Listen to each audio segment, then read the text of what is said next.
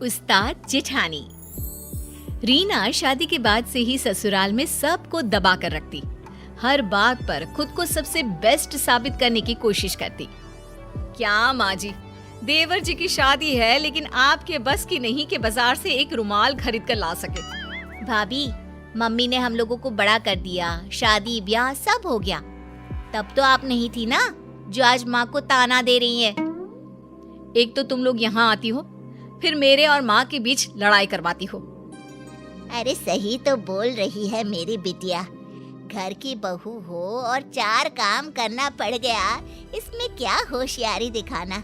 अरे करना है तो करो, नहीं तो। बस ये सुनकर रीना का तांडव शुरू हो जाता है।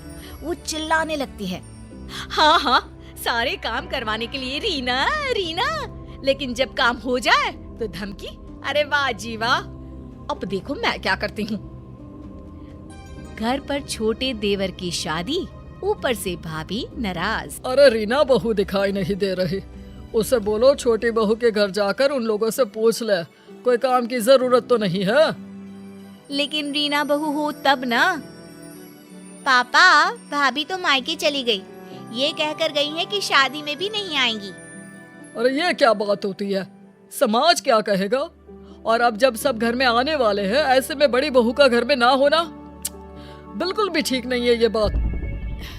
अरे पापा रहने दो ना उसे, वहीं छोटी छोटी बात पर घर पर कलेश करती है।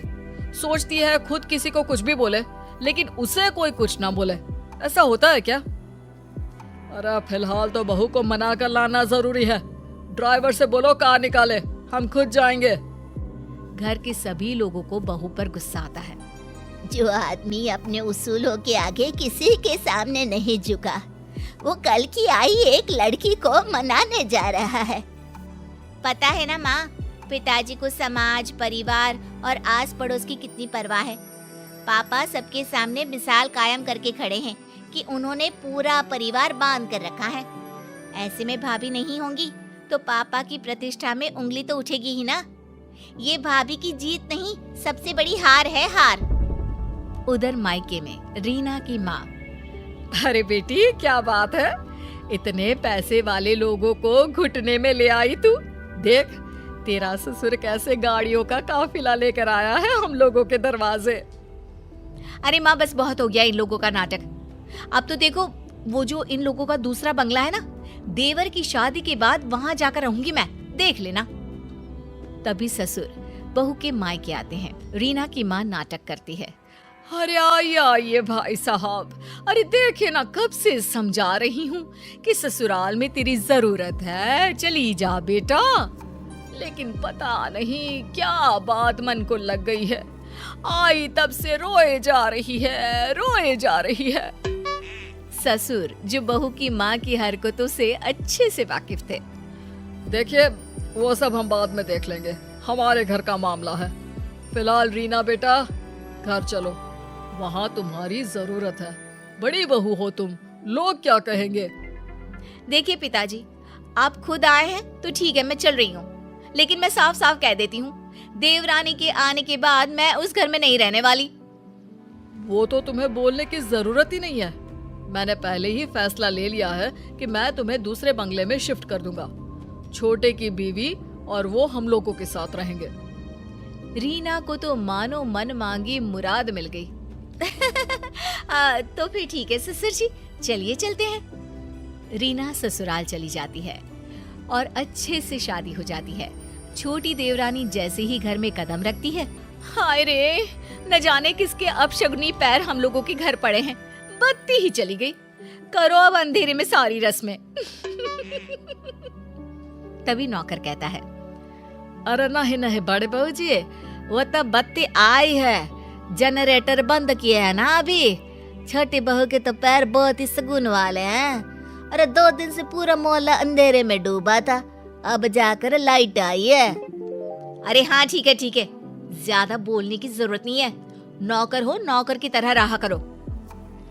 देख रीना, हम लोगों के घर हमेशा से इतना पैसा नहीं था, तेरे ससुर ने बहुत मेहनत से कमाया है। नौकरों से अच्छे से बात किया करो, ये हमारा परिवार ही है। हाँ हाँ ठीक है, वैसे मेरे मायके में नौकर चाकर रहे नहीं, लेकिन सब जानती हूँ कैसे बात करनी होती है इनसे। नौकर मुंह लटकाकर चला जाता है। अरे देवरानी जी, कुछ बोलोगी भी कि बस ऐसी ही सबको घूरती रहोगी? लेकिन छोटी देवरानी कुछ नहीं बोलती। अगले रोज, अच्छा तो मैं चली दूसरे बंगले में। यहाँ सब आप लोग आराम से खुशी खुशी रहो अपनी नई बहू के साथ। रीना का पति कहता है, लेकिन मैं अपना घर माँ पापा को छोड़कर कहीं नहीं जाऊंगा, ये तो पक्की बात है। तो ठीक है ना, आप रहो, मैं और बच्चे तो जाएंगे। कौन रहेगा यहाँ सर्कस में?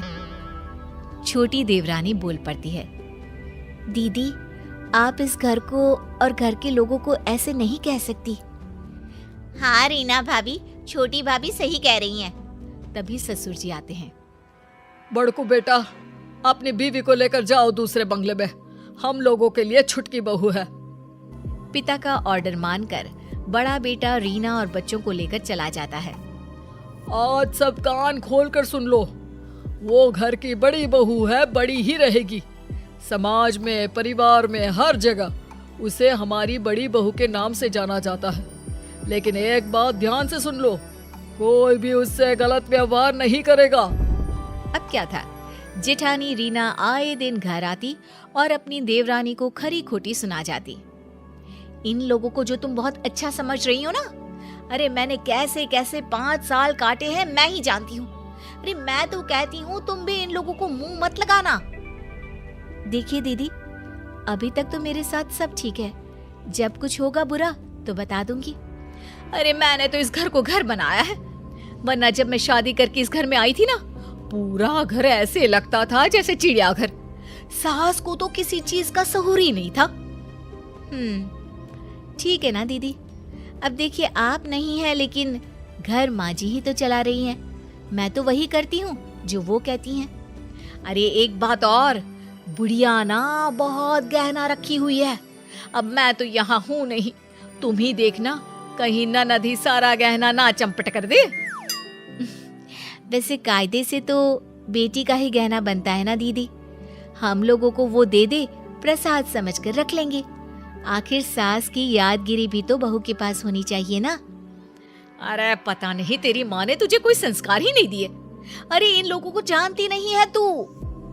तभी ससुर वहां आ जाते हैं और छोटी को डांटने लगते हैं। छोटी बहू, मैंने तो तुम्हें अच्छा समझा था, लेकिन तुम भी। नहीं पापा जी, मैं तो सिर्फ दीदी से बात कर रही थी। हाँ, ये क्या कह रही थी पापा जी जानते हैं आप, कि बुढ़िया मर गई तो सारा गहना बेटी को दे जाएगी। मैंने कभी नहीं सोचा था छोटी कि तू भी ऐसी निकलेगी। तभी वहाँ सास और ननद आ जाते हैं। छोटी बहू दोनों को देखकर डर जाती है कि सास कहती है, नहीं नहीं, हम लोगों ने दोनों बहुओं की बात सुनी है। छोटी बहू की हर बात ठीक और संस्कारी थी। बड़ी बहू इस घर की हम लोगों की दिल खोलकर बुराई कर रही थी। जेठानी जैसे भी क्यों ना हो, जरूरी नहीं कि देवरानी भी वैसे ही निकले। हर एक के घर के अपने संस्कार हैं। बड़ी, तूने अलग घर ले लिया है, अब यहाँ का रास्ता भूल ही जा तो अच्छा है। छोटी सास की बात सुनकर चैन की सांस लेती है।